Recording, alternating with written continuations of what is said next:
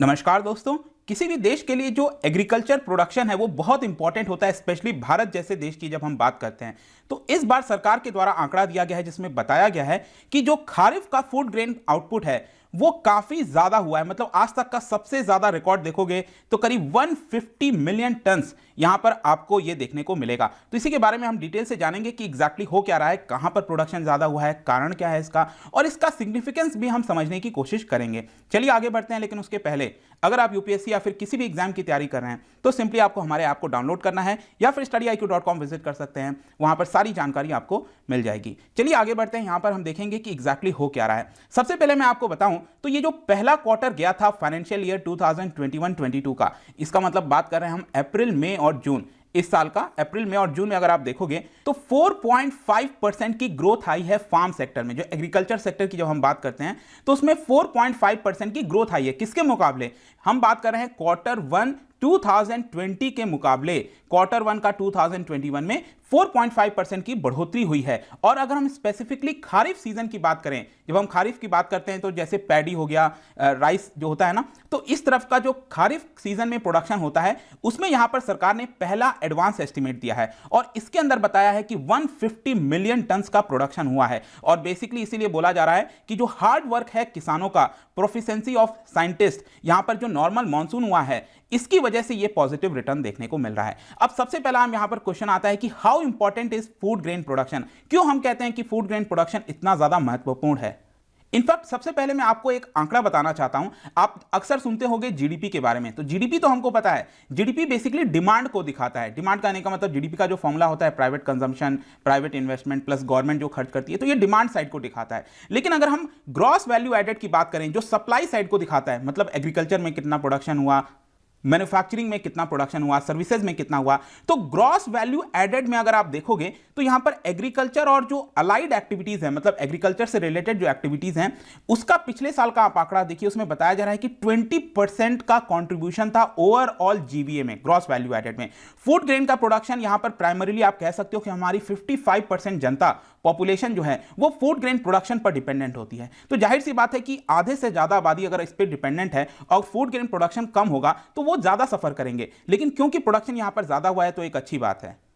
इसके अलावा आपको पता है कि कई सारे ऐसे इंडस्ट्रीज हैं जो एग्रीकल्चर के ऊपर डिपेंडेंट होते हैं, जैसे फर्टिलाइजर हो गया, ट्रैक्टर हो गया। मतलब कि अगर यहां पर प्रोडक्शन ज्यादा होगा, किसान ज्यादा कमाएंगे, तो जाहिर सी बात है ट्रैक्टर की बिक्री बढ़ेगी, सेल बढ़ेगा, तो ऑटोमेटिकली मैन्युफैक्चरिंग भी इंप्रूव होगा। उसी के साथ साथ जो सेक्टर, जो सर्विस सेक्टर है वो भी इंप्रूव होगा। तो ये सारे कारणों की वजह से आप कह सकते हो कि एग्रीकल्चर जो है वो बहुत इंपॉर्टेंट होता है। इनफैक्ट अगर आप पूरे विश्व के अंदर देखिए तो India is among the 15 leading exporters of agricultural products. पूरे देश के विश्व के अंदर जो भी एग्रीकल्चर का एक्सपोर्ट किया जाता है उसमें टॉप 15 में आता है भारत।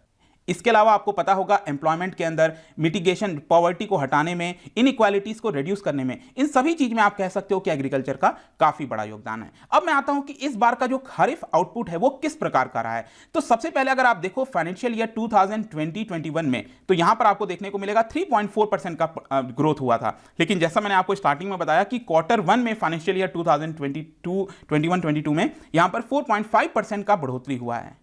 लेकिन अगर आप एक्सपोर्ट के ऊपर स्पेसिफिकली फोकस करिए, मतलब भारत ने जितना एग्रीकल्चर और उससे रिलेटेड प्रोडक्ट्स को बाहर भेजा है, उसमें आप देख सकते हो अप्रैल से लेकर अगस्त के महीने में 21% का इंक्रीज है, जो कि काफी अच्छा ग्रोथ आप कह सकते हो। वैसे अगर आप देखोगे इस बार का सरकार का जो टारगेट है 2021-22 का, ये है 307 मिलियन टन्स।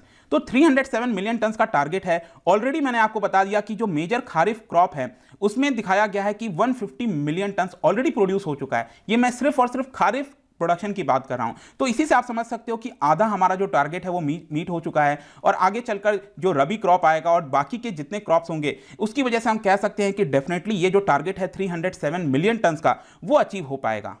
इनफैक्ट यहां पर मैं अगर आपको अलग अलग प्रोडक्ट्स के बारे में बताऊं, जैसे खारिफ जो राइस हो गया, पैडी जिसकी हम बात करते हैं, उसमें आप देखिए पिछले 5 साल का जो एवरेज था उससे करीब 9.2 मिलियन टन्स हायर प्रोडक्शन हुआ है इस बार। और इसी की वजह से एक्सपोर्ट भी हमने ज्यादा किया है राइस के अंदर, करीब 13% का ग्रोथ आपको देखने को मिलेगा।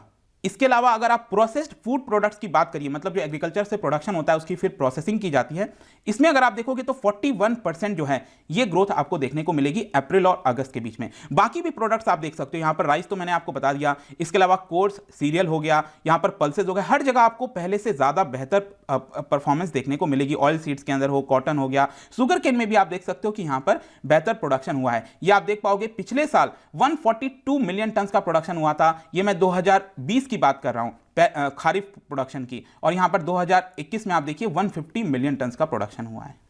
अब क्वेश्चन आता है कि इसका कारण क्या है।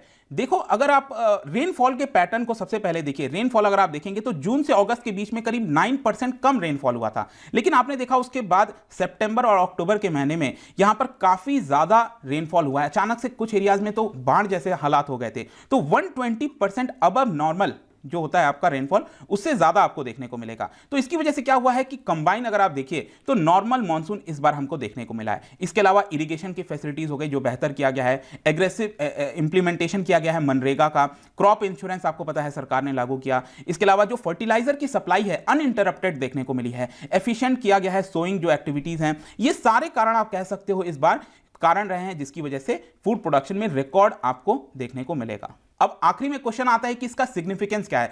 काफी ज्यादा सिग्निफिकेंस है। देखिए, जो रूरल इकोनॉमी की हम बात करते हैं, अगर रूरल इकोनॉमी में रिसर्जेंट होगा, उसमें बढ़ोतरी होगी, तो जाहिर सी बात है यहां पर जो ओवरऑल इकोनॉमी है हमारी, उसमें काफी हद तक मदद मिलेगा। जब हम जीडीपी की बात करते हैं, हर क्वार्टर जो नंबर आता है, आपने देखा होगा Q1 जो अभी गया है जीडीपी का, वहां पर 20% का इंक्रीज देखने को मिला है। तो जाहिर सी बात है कि इस बार का जो खारिफ का प्रोडक्शन है वो दिखाता है कि आगे हमारी जो इकोनॉमिक रिकवरी है वो ट्रैक पर चल रही है। इसके अलावा यहां पर जब कंज्यूमर डिमांड बढ़ता है, अगर मान लो सपोज रूरल इकोनॉमी के अंदर लोगों की इनकम बढ़ेगी, तो ओवरऑल जो एफएमसीजी प्रोडक्ट्स हो गए, लाइट मोटर व्हीकल्स हो गया, टेलीकॉम प्रोडक्ट्स हो गए, हर जगह आपको इसका असर देखने को मिलेगा।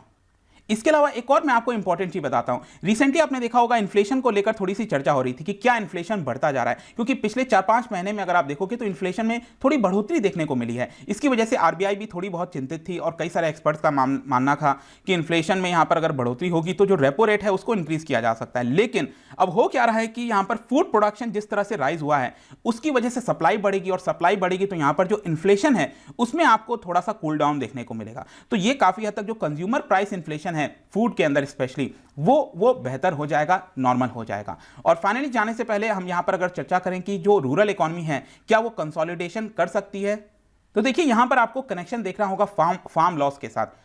फार्म लॉज आपको पता होगा, इसको लेकर ऑलरेडी प्रोटेस्ट चल रहा है, सिंगू बॉर्डर हो गया, अलग अलग जगह। तो यहां पर क्या है कि जो फार्म लॉज हैं अगर उसको एक बार के लिए इंप्लीमेंट नहीं भी किया जाए, लेकिन इसके साथ साथ जो कोल्ड चेन हो गया, सप्लाई चेन हो गया, ट्रांसपोर्टेशन, वेयर हाउसिंग फैसिलिटीज, इन सारी चीजों के ऊपर अगर सरकार ध्यान देगी तो कहीं ना कहीं ये बेहतर कर सकता है, हम बेहतरी की तरफ जा सकते हैं रूरल इकोनॉमी के अंदर। और साथ साथ जो फूड प्रोडक्शन इंक्रीज हो रहा है वो तो एक प्रकार से सपोर्ट का काम करेगा, क्योंकि फूड प्रोडक्शन अगर इंक्रीज हो रहा है तो जाहिर सी बात है उसको स्टोर करने के लिए भी आपको फैसिलिटीज चाहिए। तो अब कहीं ना कहीं सरकार को इस तरह के जो इंफ्रास्ट्रक्चर है उसके ऊपर ध्यान देने की आवश्यकता है। तो ये पूरा वीडियो था, एनालिसिस था regarding the record food production in India. जाने से पहले एक इंटरेस्टिंग क्वेश्चन, क्या बता सकते हो कि जो ट्रांसप्लांटेशन ऑफ सीडलिंग है वो इन 4 में से कौन से क्रॉप में किया जाता है, ये आपको बताना है। ट्रांसप्लांटेशन ऑफ सीडलिंग बहुत ही आसान है, अगर आपने पढ़ा होगा, कहीं ना कहीं ध्यान दिया होगा, या फिर लॉजिक भी अगर आप लगाओगे तो यहां पर आपको पता चल सकता है। इसका राइट आंसर आपको पता ही है, मेरे इंस्टाग्राम पर तो मिलेगा ही, वहां पर अगर आप नहीं हो कोई बात नहीं, टेलीग्राम से भी ले सकते हैं इसका सही उत्तर। मैं कई सारे एमसीक्यूज यहां पर डालता रहता हूं स्टोरीज के फॉर्म में, आप जाकर प्ले कर सकते हो।